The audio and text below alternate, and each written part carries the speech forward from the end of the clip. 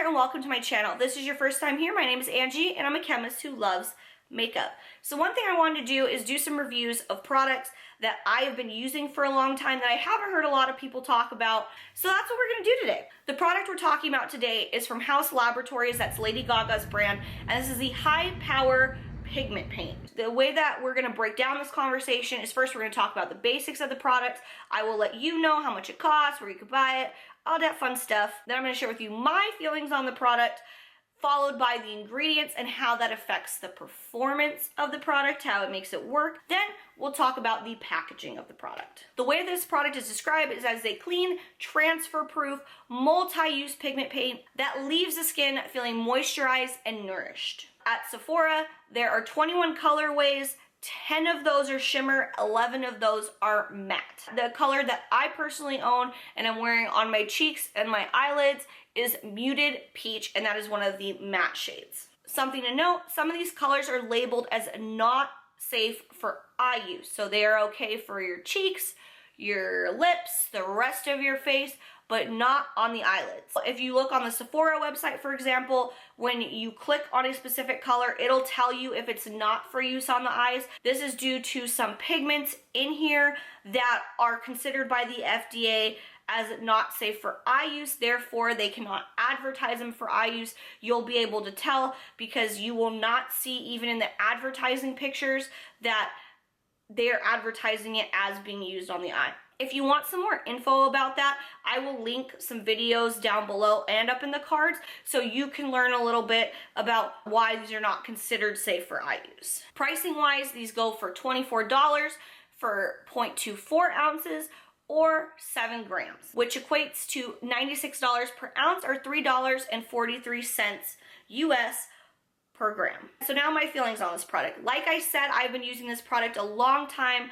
I wear this very, very regularly, particularly on my cheeks. And one thing I've learned is you need a very, very small amount of product. When you think of small, I need you to reduce that even more. It is a tiny dot. Here is a picture of what I'm talking about. This is the amount that I use for both cheeks, and you can also use that same amount and get full coverage on your eye. So this is why when I first saw the packaging, I was convinced that I was gonna go through this so fast because of how small it is, but really because of how little amount you need, this size is actually perfect. The way that I go about applying it is I apply it to the back of my hand. That way I have more control over how much I am putting on my face, and then I will go in usually with some kind of wet beauty blender or a brush to blend it out. I don't mind either or, they both work very similar to me. This isn't what I would consider an overly pigmented product, but you also don't want to have so much that it creases, so I would definitely work in layers with this. At the same time, this product can also dry down fairly quickly, so you need to make sure that you work with it quickly as well. So look and texture wise, one of the reasons why I like this product so much is because I feel like it does have a very natural look and a natural texture to it. When you put it on, it doesn't feel overly cakey, and that is both with foundation, without foundation. I'm wearing foundation today. Also wear this without foundation really, really regularly. I personally like a more like liquid blush for a no foundation look because I feel like it looks a lot more natural than trying to use a powder blush. As I mentioned, I have the color Muted Peach, and it is considered one of the matte shades. One thing I do want to note is a lot of reviews that I was looking at on Sephora did mention that the glitter ones, when obviously used on the eyes, do have quite a bit of glitter fallout. So if you were leaning more towards the shimmer shades, that's something to think about if you're going to purchase those. As for wear time, I wouldn't say this is transfer proof like the description says, and I wouldn't say it's particularly long wearing. Like, I don't think I can go all day, probably because it's not transfer proof and I touch my face a lot, but I think it does wear very naturally. It kind of just fades throughout the day and doesn't come off patchy. So again, like, this is definitely more of like a day-to-day kind of product that I would use.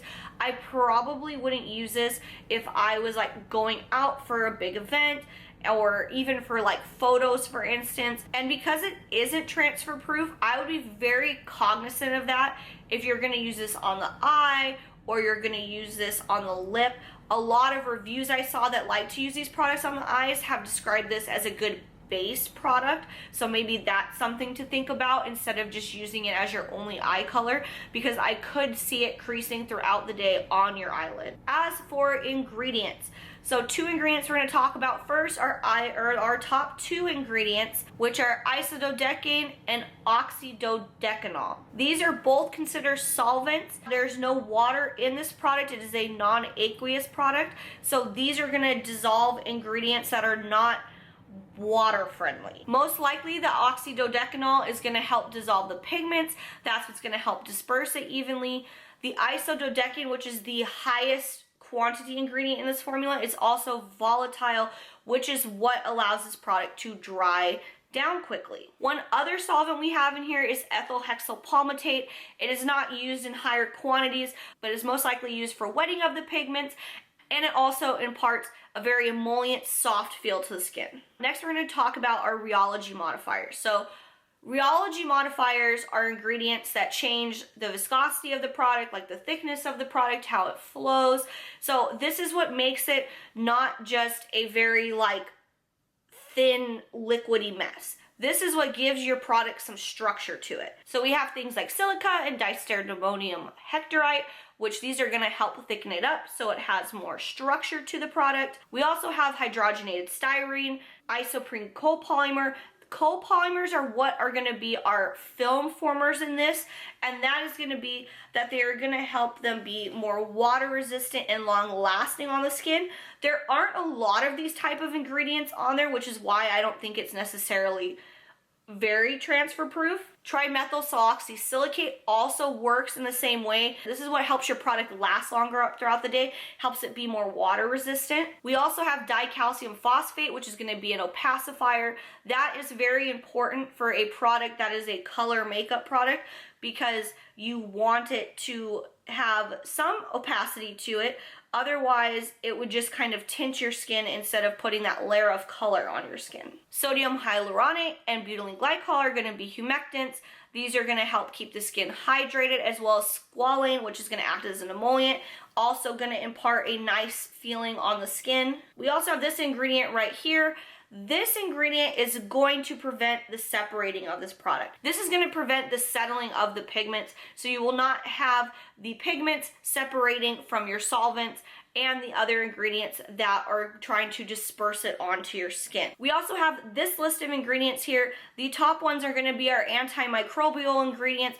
These are what is going to allow this product not to grow nasty microbes that could cause reactions on your skin. The bottom ones are for retaining the integrity of the product itself. And of course, you have your colorants. Now, this is going to vary on the formula. These are all going to be your pigments. These pigments are going to be what imparts that color in your skin, and obviously, depending on what color you have, you're going to have various concentrations of these pigments. So now we're going to talk about the packaging. The reason why I want to talk to you about the packaging is because I do have a background in manufacturing, so I thought it would be interesting to share what I know about this type of packaging. So, how many times can I say packaging in this video? As you can see, it's just a small little tube. There's just your little cap on the bottom. There's no extra applicator. And the way that this product is filled is that it goes down the line, it gets filled into the tube. The tube is actually opened at the top, and then the tube is ran through this crimper that crimps the top and cuts off the excess. You could even see the line that kind of signifies where it should be cut at. And this crimper is actually kind of special because it does put the lock code on the product.